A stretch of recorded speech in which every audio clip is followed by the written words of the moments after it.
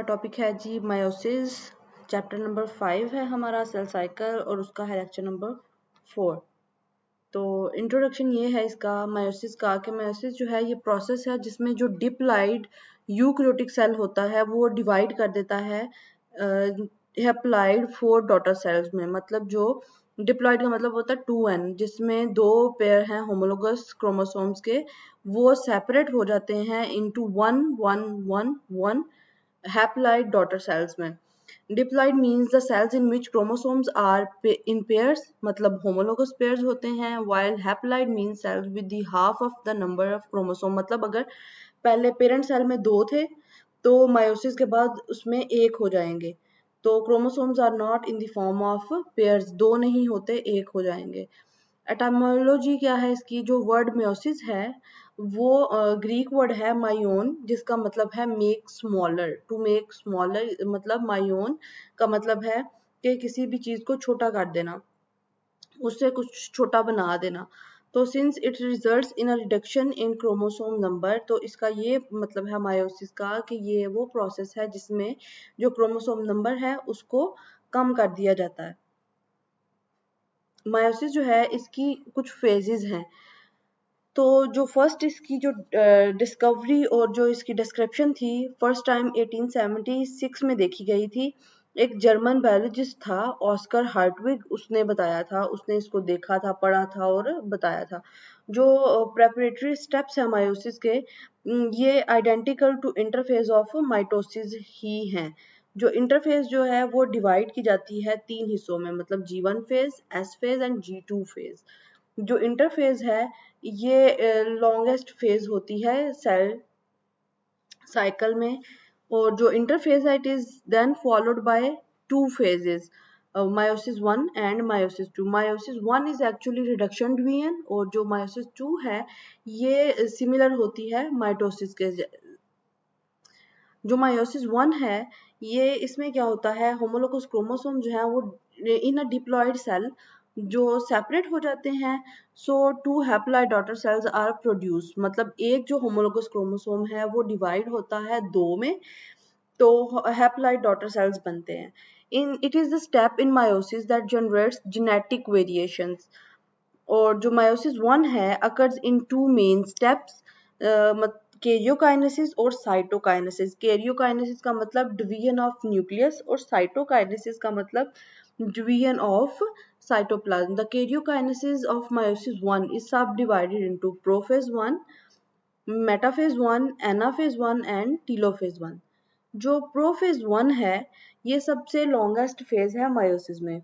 इस स्टेज में क्या होता है, जो क्रोमेटिन मटेरियल है वो कंडेंस होता है क्रोमोसोम्स की फॉर्म में। पहले तो गुच्छा सा बना होता है ना, फिर जब उसको प्रोफेज 1 में वो कंडेंस होते हैं और क्रोमोसोम की एक प्रॉपर शक्ल बनाते हैं। जो होमोलोगस क्रोमोसोम है ये लाइन अप करते हैं each other and form pairs by processing called as synapsis. Synapsis के थ्रू क्या करते हैं, ये पेयर बनाते हैं। जो ईच पेयर ऑफ क्रोमोसोम है उसको हम कहते हैं बाईवेलेंट, क्योंकि उसमें 2 आ रहे होते हैं क्रोमोसोम, तो वो बाईवेलेंट होता है। Each bivalent has 4 chromatids, so it may also called as tetrad. तो नॉन सिस्टर क्रोमाटिड्स जो हैं होमोलोगस क्रोमोसोम्स के, ये join each other at certain points along their length. These points of attachment are called as chiasmata. In the next stage, the non-sister chromatids of homologous chromosomes exchange their segments, और इस phenomena को हम कहते हैं crossing over. इसके बाद क्या होता है, exchange of segments result in recombination of genetic information के नए नए जो वैरायटी आती है जेनेटिक्स में, जो नई नई करेक्टरिस्टिक्स इंट्रोड्यूस होती हैं अपकमिंग जनरेशन में, वो इसी के थ्रू होती है क्रॉसिंग ओवर के। After crossing over each pair of homologous chromosomes remain as bivalent, और फिर क्रोमोसोम कंडेंस करता है फर्दर, न्यूक्लियोलाई जो हैं वो डिसअपेयर हो जाते हैं and the nuclear envelope disintegrates. Centriole which were duplicated during interphase migrates to the 2 poles and forms spindle fibers. जो काइनेटोकोर फाइबर्स हैं अटैच होते हैं काइनेटोकोर ऑफ क्रोमोसोम से। जो नॉन काइनेटोकोर स्पिंडल फाइबर्स हैं attach with the pair of chromosomes. In mitosis we have seen that 2 kinetochore spindle fibers attach with 1 chromosome. Longest phase खत्म हो गई, उसके बाद मेटाफेज 1 आ गया। जो मेटाफेज 1 है, पेयर ऑफ होमोलोगस क्रोमोसोम, ये क्या करते हैं, अलाइन करते हैं, मतलब एक सीधी लाइन बनाते हैं इक्वेटोरियल प्लेन में, और उस इक्वेटोरियल प्लेन को हम कहते हैं मेटाफेज प्लेट। एनाफेज 1, एनाफेज 1 में काइनेटोकोर स्पिंडल फाइबर्स जो हैं वो शॉर्टन, मतलब छोटे हो जाते हैं।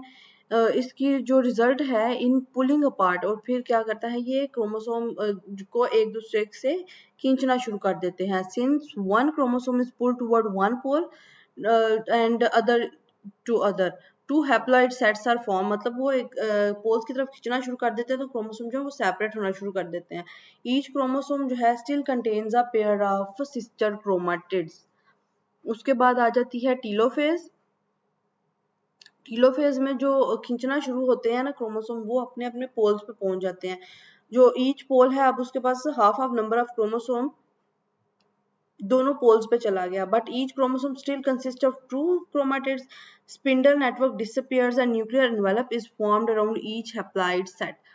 क्रोमोसोम जो हैं वो अनकॉयल होते हैं बैक इनटू क्रोमाटिड, मतलब वो जो एक कंडेंस फॉर्म बनी थी क्रोमोसोम की शक्ल में, वो दोबारा से गुच्छों की फॉर्म में आ जाती है। जो साइटोकाइनेसिस है, the pinching of the cell membrane in animal cells और the formation of the cell wall in the plant cells occurs and the creation of two haploid daughter cells is completed. उसके बाद आ गया हमारा interphase. After meiosis 1 both haploid daughter cells enter a period of rest, इसको हम कहते हैं interkinesis या फिर इंटरफेज 2।